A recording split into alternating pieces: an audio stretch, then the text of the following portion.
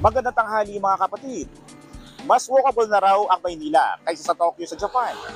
Ayon sa website ng Freefly, nasa ika-12 syudad na ang Maynila na magandang maglakad-lakad habang ika-15 ang Tokyo. Kung may panahon kayong maglakad-lakad, saan nyo ito gustong gawin? Tara samahan nyo ako at magtatanong tayo dito. Sa BGC. Bakit to? Kasi relaxing place, safe naman doon, maraming kainan, at maganda yung view.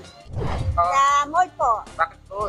Kasi masaya, maraming tao, saka maraming nakikita, marami kang maaano mga bagay na maski wala kang pera, masaya.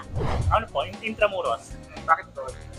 Ano po, maraming makikitang magandang spot. Pero po sa Araneta, mas maganda po kasi rin doon. Siguro kasi since recent lang, doon pumunta ako sa Luneta, so I find it comfortable nung maglakad-lakad doon. And mahangin siya actually. Quezon City po. Bakit to? Kasi doon yung trabaho ko, sir eh. Ako ang inyong hani ng bayan, ang tunay at nag-iisang pantanggal umay sa pananghalian.